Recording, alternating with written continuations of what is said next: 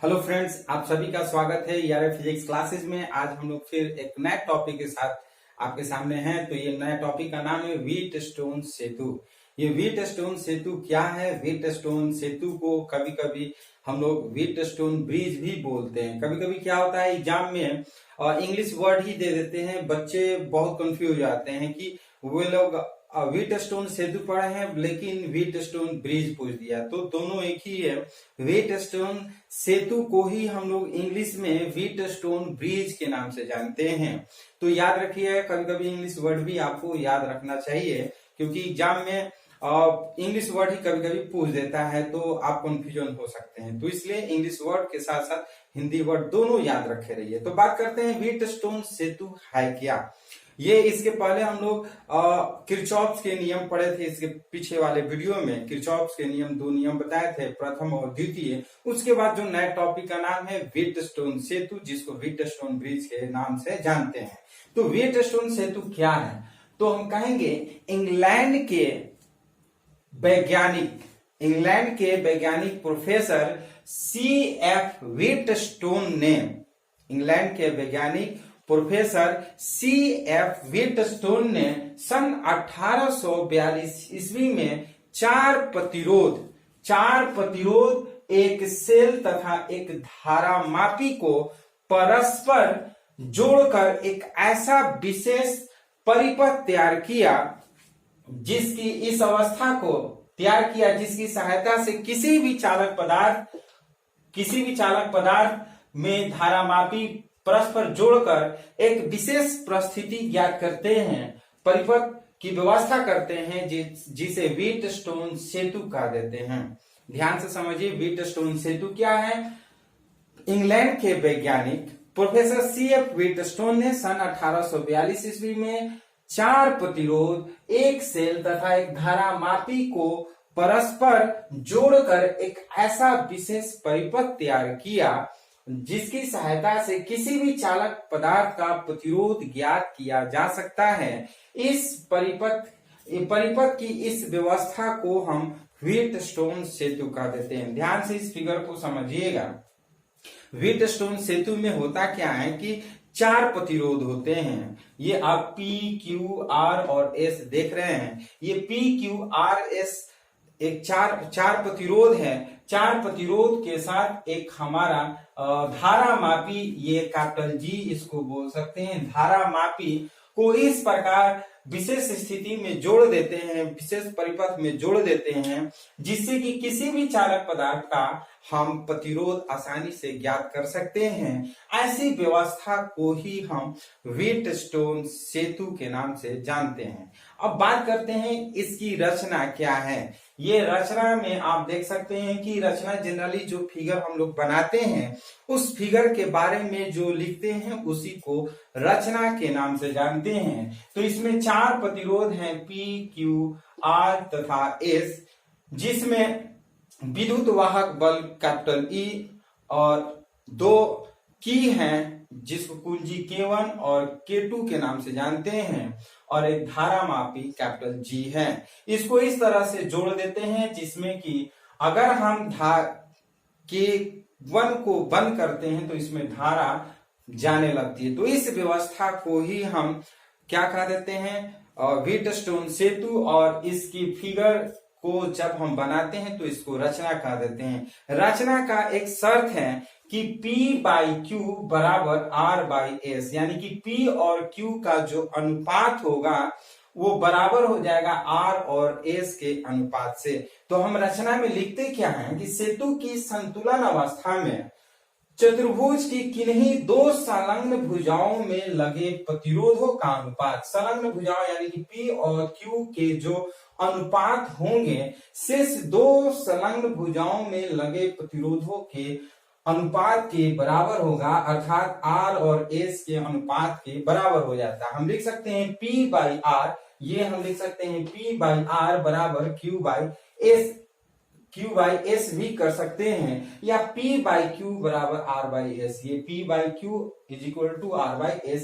यही सामान्य सेतु की संतुलन शर्त कहलाती है। ध्यान से समझिएगा। रचना में हम लोग करते क्या है कि किसी भी व्हीटस्टोन सेतु में संलग्न भुजाओं का अनुपात अर्थात P और Q का अनुपात शेष दो संलग्न भुजाओं के अनुपात के बराबर होता है, अर्थात P बाई Q बराबर R बाई S को ही हम संतुलन अवस्था बोलते हैं, जिसे व्हीटस्टोन सेतु की संतुलन अवस्था कहलाती है। अब बात करते हैं व्हीटस्टोन सेतु की संतुलन अवस्था के शर्त जो हैं उसको निगमन कैसे कर सकते हैं। तो निगमन निकालने के लिए यानी कि ये जो फॉर्मूला है, इस फॉर्मूले को प्रूव करने के लिए सबसे पहले ये फिगर हम बना लेते हैं। ये पी क्यू आर एस एक चार प्रतिरोध का हम परिपथ तैयार करते हैं, जिसमें हमारा धारा मापी कैपिटल जी और K2 कुंजी K2 है, और बाहर जो है हम विद्युत वाहक बल E से तथा K1 कुंजी से हम जोड़ देते हैं। तो ऐसा एक हमारा परिपथ तैयार हो जाता है। तो हम करते क्या है, सबसे पहले K1 कुंजी को बंद करते हैं। K1 कुंजी को जब हम बंद करते हैं तो इस जो विद्युत वाहक बल है, इस विद्युत वाहक बल से हमारा I जो है वो धारा प्रवाहित होने लगती है। जब धारा प्रवाहित हो करके ए पॉइंट तक जाती है तो ए पॉइंट पर आप देख रहे हैं कि दो परिपथ हो गया, ये दो परिपथों में विभाजित हो जाती है, यानी कि धारा I जो है वो I1 और I2 में विभाजित हो जाती है। ये I1 जो देख रहे हैं कि B से होते हुए C तक जाता है, ये I2 जो है वो D से होते हुए C तक जाता है। यदि हम K2 को बंद करते हैं तो इसमें धारा जो है अल्प मात्रा में जाती है, 9 के बराबर होती है, यानी कि गैलेनोमीटर एक प्रतिरोध का काम करता है, इसमें विद्युत धारा नहीं प्रवाहित होती है। तो हमारा मेन धारा जो होता है वो A से B और B से C प्रवाहित होता है, यानी कि I1 जो है A से B जाता है, फिर I1 जो धारा है B से C जाता है, फिर हमारा I2 जो धारा है A से D जाता है और D से C जाता है। तो इस प्रकार जो गैलेनोमीटर लगे होते हैं उसमें विद्युत धारा प्रवाहित नहीं हो पाता है। चूंकि गैलेनोमीटर एक प्रतिरोध का काम होता है, इसलिए इसको नेग्लेक्ट कर देते हैं। अब बात करते हैं निगमन किस तरह से करते हैं। तो इस बंद परिपथ की बात करते हैं। इसमें दो बंद परिपथ है, ये फर्स्ट और ये सेकेंड, यानी कि ए बी डी ए एक बंद परिपथ है। ए बी डी ए बंद परिपथ की बात करते हैं। बंद पास ए बी डी ए में किरचॉफ का द्वितीय नियम लगाने पर, हम लोग किरचॉफ का द्वितीय नियम हम बंद पास ए बी डी ए में लगाएंगे। तो जैसे हम लोग किरचॉफ का द्वितीय नियम पढ़े हैं, यदि आप किरचॉफ का प्रथम और द्वितीय नियम नहीं पढ़े हैं तो इस वीडियो से देखने से पहले उस वीडियो को जरूर आप लोग देखिएगा, क्योंकि हर वीडियो एक दूसरे से रिलेटेड है। यदि वो वीडियो आप नहीं देखिएगा तो ये वीडियो में आपको कंफ्यूजन हो सकता है, इसलिए इसके पीछे वाले वीडियो आप जरूर देखिएगा। तो हम लोग किरचॉफ के द्वितीय नियम में जानते हैं कि जो I1 है और P है, क्योंकि I1 विद्युत धारा है, P हमारा प्रतिरोध है, इनका गुणनफल I1 और P, ये I1 और P कर लिए, प्लस करते हैं। अब ये धारा इधर से आएगा तो इसमें जो धारा होगा I, चूंकि धारा तो जीरो है तो जीरो कर लेते हैं, इनटू, और हमारा जो प्रतिरोध है वो कैपिटल G है तो कैपिटल G कर लेते हैं, और माइनस यहाँ पे किए हैं। अब ऐसे ये जाएगा, ध्यान से समझिए कि यहाँ प्लस है यहाँ पे माइनस क्यों, ये चेन प्रॉपर्टी हम लोग पढ़ चुके हैं, इसके पीछे वाले वीडियो में बताए थे कि यदि ये धारा ये B की तरफ जा रहा है और इसके ठीक ये विपरीत हमारा I2 है, ये I2 इसके ये बाहर की ओर जा रहा है, तो ये बाहर जाएगा तो उस कंडीशन में हमारा जो धारा होगा वो निगेटिव हो जाएगा। ये हमारा I2 minus I2 into R हो जाता है इज इक्वल टू 0, जहां कैपिटल G जो है वो धारा मापी का प्रतिरोध है तथा इसमें जो प्रवाहित धारा है वो शून्य है, इसलिए अगर शून्य को G से गुणा करते हैं तो शून्य हो जाता है। बचता है I1 इंटू P बराबर, ये माइनस जब इक्वल के बराबर आएगा तो ये प्लस में हो जाएगा I2 इंटू कैपिटल R, इसको इक्वेशन 1 करते हैं। इस इक्वेशन को जिस तरह से हमने बनाया है उसी तरह से बंद पास हम 2 के लिए करेंगे, अर्थात B C D B के लिए। बी सी डी बी के लिए। ध्यान से समझिएगा।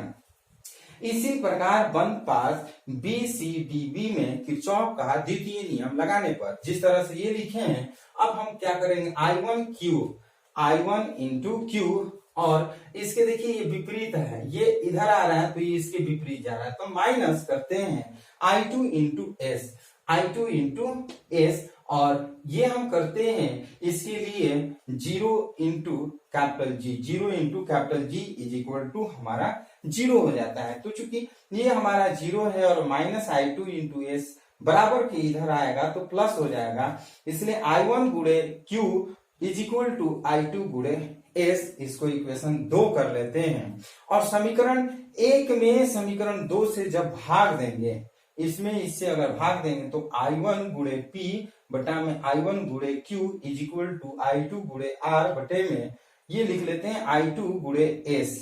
अब जब भाग देंगे तो I1 I2 कैंसिल हो जाएगा, तो हमारा मिलेगा क्या, P by Q is equal to R by S।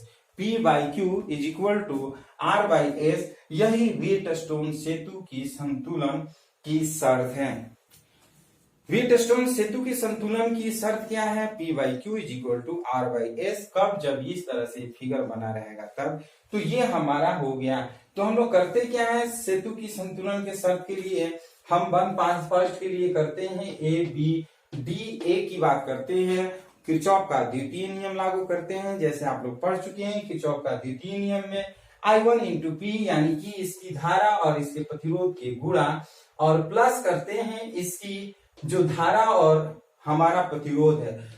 चूंकि धारा इसमें हमारा क्या है, 0 है, और हमारा प्रतिरोध कैपिटल जी है, तो हम प्लस 0 गुणे जी लिखते हैं, और माइनस चूंकि ये इसके विपरीत है, धारा अगर इधर से ऐसे घूमेगा तो इसके विपरीत जा रहा है, तो I2 इंटू आर, तो माइनस I2 इंटू आर करते हैं इज इक्वल टू 0, और ये चूंकि 0 है तो हम लिख सकते हैं I1 into P is equal to, अगर ये माइनस इधर आएगा तो हमारा प्लस में हो जाएगा I2 इंटू आर। इसको इक्वेशन 2 कर लेते हैं। जिस तरह से इक्वेशन 1 किए हैं, ठीक उसी तरह से हम इसी प्रकार 1 पास बी सी डी बी के लिए किए हैं, और द्वितीय नियम लगाए हैं, किरचॉफ का द्वितीय नियम लागू किए हैं। तो I1 into Q minus I2 into S, I1 into Q minus I2 into S, चूंकि एक दूसरे के विपरीत है तो इसमें माइनस लगा है, और प्लस एस, ये 0, इसमें धारा हमारा 0 है, और इंटू एस कर दिए। चूंकि ये 0 हो गया तो हम लिख सकते हैं I1 इंटू कैपिटल क्यू बराबर I2 इंटू कैपिटल एस। इसको इक्वेशन 2 कर लेते हैं, और समीकरण 1 में समीकरण 2 से भाग देंगे तो इस तरह से हमारा होगा I1 गुणे पी बटा में I1 गुणे Q is equal to I2 गुणे आर बटे में I2 इंटू एस। ये हम ऊपर नीचे क्या करते हैं, कटा लेते हैं, तो बचेगा क्या, P by Q is equal to R by S। इस तरह से ये व्हीटस्टोन सेतु का ये शर्त है, संतुलन की शर्त बन जाता है। तो इस पे हम लोग 2 न्यूमेरिकल बनाएंगे, बहुत ही आसान न्यूमेरिकल है। ये न्यूमेरिकल आप ध्यान से समझिएगा। यदि आप थ्योरी पढ़ने के बाद न्यूमेरिकल नहीं बनाते हैं, नहीं देखते हैं, तो ये थ्योरी जो होता है आपके लिए अधूरा बन जाता है। इसलिए थ्योरी के साथ साथ न्यूमेरिकल आप लोग जरूर पढ़ने की कोशिश करिए और बनाने की कोशिश करिए। हम लोग करते क्या हैं,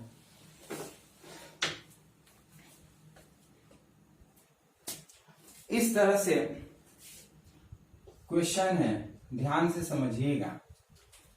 ये आपका क्वेश्चन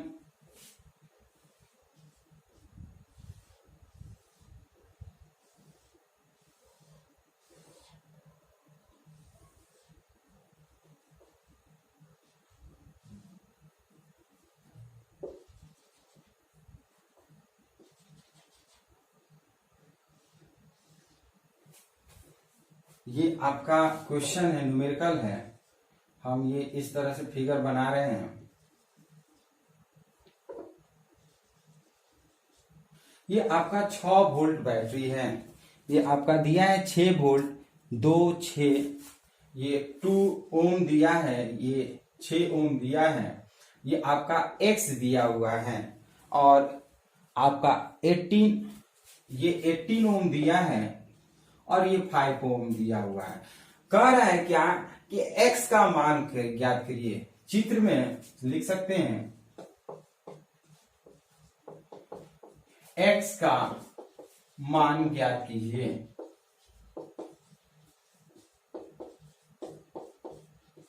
ध्यान से समझिएगा, ये फिगर है, इस तरह से ये फिगर दिया हुआ है और कह रहा है क्या, इस फिगर में कैपिटल X का मान ज्ञात कीजिए। तो ये फिगर तो हमको दिया हुआ है, इसी फिगर को अकॉर्डिंग टू हम व्हीटस्टोन ब्रिज के अनुसार बनाते हैं। यानी कि ब्रिज जो हम लोग बनाए थे अभी व्हीटस्टोन से, तो उस तरह से अगर हम बनाते हैं तो इसको हम ऐसे लिख सकते हैं। ध्यान से समझिएगा, बहुत आसान होता है न्यूमेरिकल बनाना। यदि आप न्यूमेरिकल बनाना सीख जाते हैं तो कोई भी थ्योरी जो होता है आपके लिए बहुत ही इजी बन जाता है।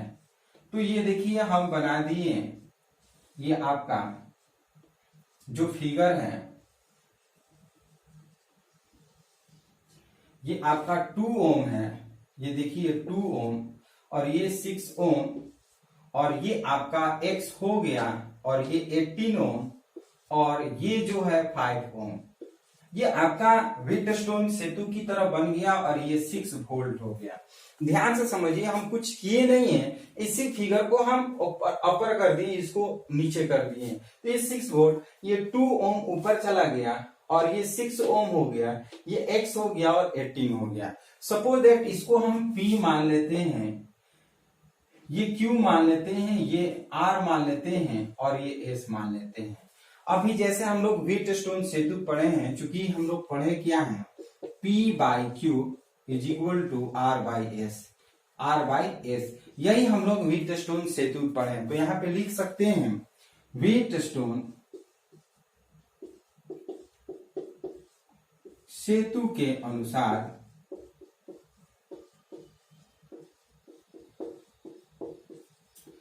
P by Q is equal to R by S हम लोग पढ़ चुके हैं। तो P के जगह पर हम क्या रखते हैं 2 ओम और बाई हम 2 रख लेते हैं, लास्ट में हम मात्रक लिख लेते हैं। Q के जगह पर हम X रखते हैं इज इक्वल टू R के जगह पर, सॉरी Q के जगह पर 6 रखते हैं और R के जगह पर हमारा X है, X करते हैं और S के जगह पर हमारा 18 है, 18 करते हैं।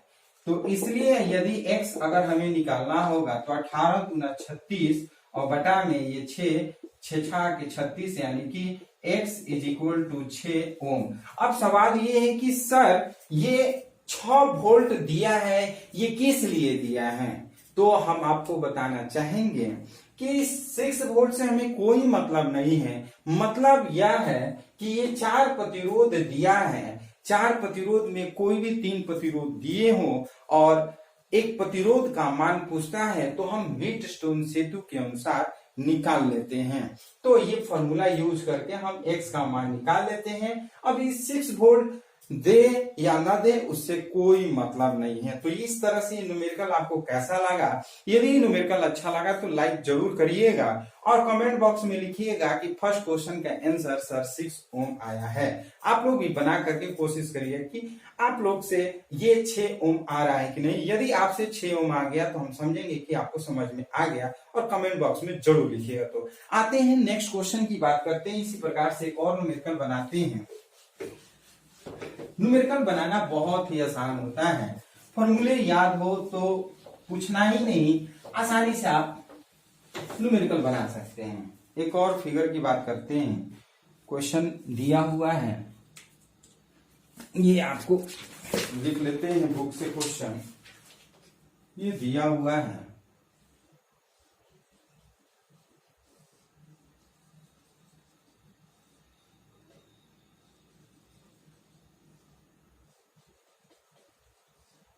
ये आपका क्वेश्चन दिया हुआ है, इस तरह से हम लिख ले रहे हैं। ये आपका दिया है 6 वोल्ट और इसमें धारा जो है वो I प्रवाहित हो रही है। ये I, ये A है, ये B, ये C और ये D है। ये हमारा I1 है, ये हमारा I2 है ये भी हमारा I1 है और ये हमारा I2 है। ये 15 ओम दिया है, ये 3 ओम दिया है, ये 6 ओम दिया है और ये 30 ओम दिया है। इसमें दो क्वेश्चन कह रहा है। सबसे पहला कि बिंदु ए तथा सी के बीच तुल्य प्रतिरोध, बिंदु ए तथा सी के बीच तुल्य प्रतिरोध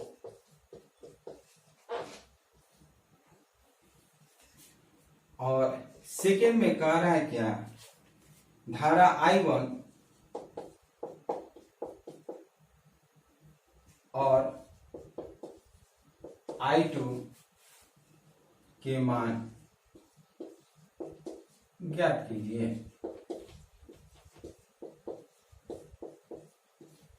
ध्यान से समझिएगा, ये क्वेश्चन दिया हुआ है, हम लिख दिए हैं क्वेश्चन बोर्ड पे। आप जैसे देख रहे हैं कि ये क्वेश्चन दिया हुआ है, फिगर बनाया हुआ है। ये सेकंड क्वेश्चन, ये फिगर दिया हुआ है। ऐसे क्वेश्चन कभी भी कंपटीशन में आ सकते हैं और आपके एग्जामिनेशन में भी आ सकते हैं।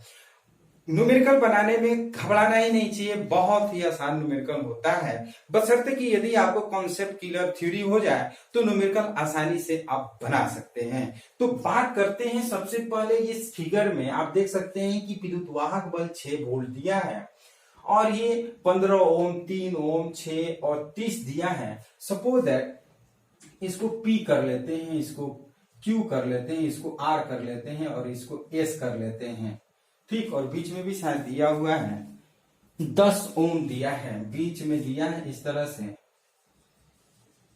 ये 10 ओम दिया है। कह रहा है बिंदु ए तथा सी के बीच तुल्य प्रतिरोध और दूसरा में धारा I1 और I2 का मान ज्ञात कीजिए। तो हम पहला क्वेश्चन की बात करते हैं। बिंदु ए तथा सी के बीच, बिंदु ए और सी के बीच तुल्य प्रतिरोध क्या होगा।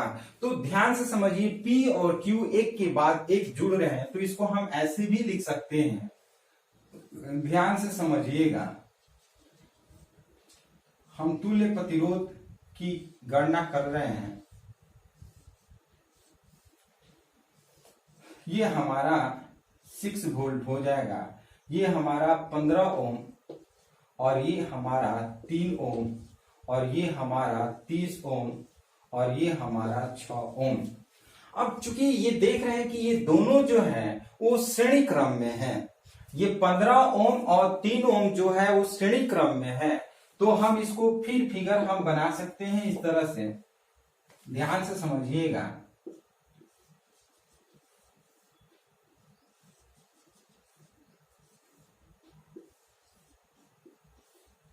ये 15 और 3 जो होता है 18 ओम और 30 और 6 जो होता है वो 36 ओम हो जाता है। तो ये चूंकि हम जानते हैं, चूंकि श्रेणी क्रम,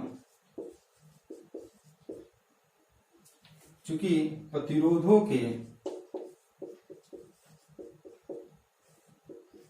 के श्रेणी क्रम सूत्र से आप जानते हैं कि 1/r is equal to 1/r1 plus 1/r2, sorry RS is equal to R1 plus R2।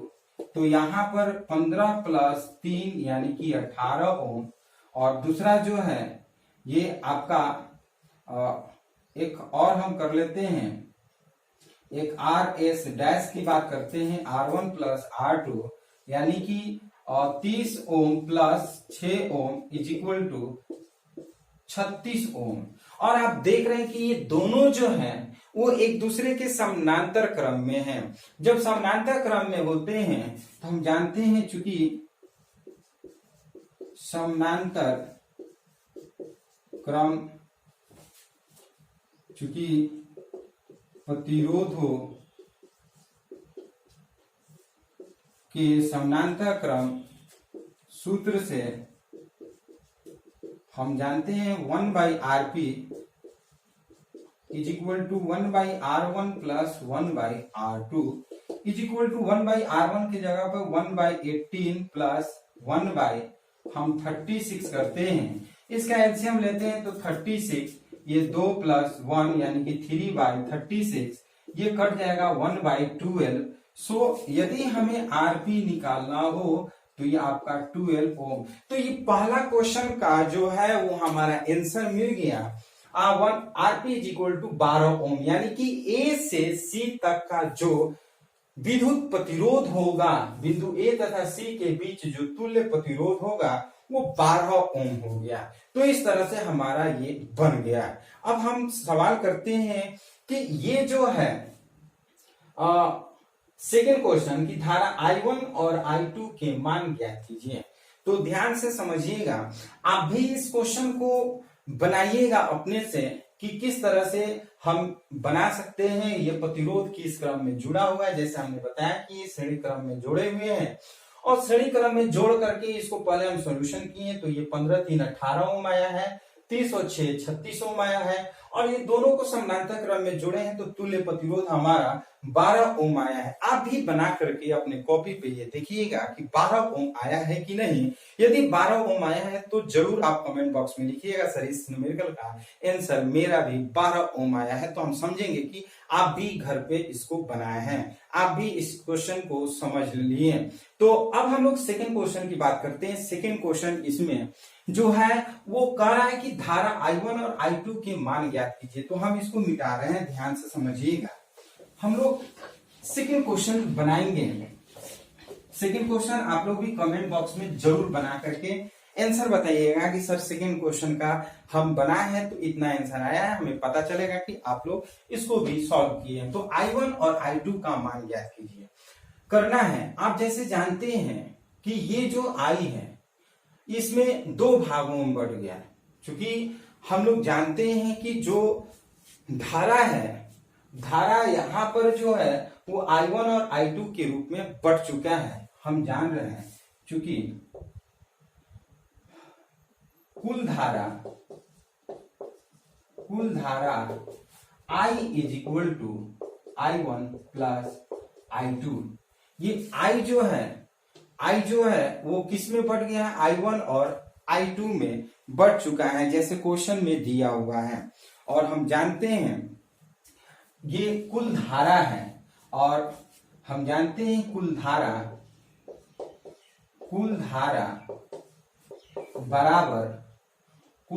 बराबर प्रवाहित विद्युत वाहक बल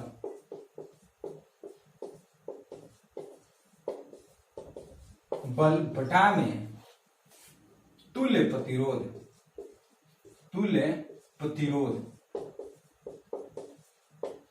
और आप जानते हैं कुल धारा I बराबर प्रवाहित विद्युत वाहक बल जो है हमारा 6 वोल्ट है और तुल्य प्रतिरोध जैसे हम लोग A और C के बीच में तुल्य प्रतिरोध 12 निकाले हैं तो इस तरह से काटते हैं तो 1/2 एम्पियर, यानी कुल जो धारा है हमारा कितना हो गया, तो 1/2 एम्पियर हो गया, 1/2 एम्पियर हो गया। और कुल धारा जो है I1 और I2 में बटा हुआ है। तो हम बात करते हैं किरचॉफ के नियम से, हम लोग किरचॉफ के नियम से बात करते हैं। ये आप देख सकते हैं I1 जो है, I1 जितना धारा I1, ये जो I है,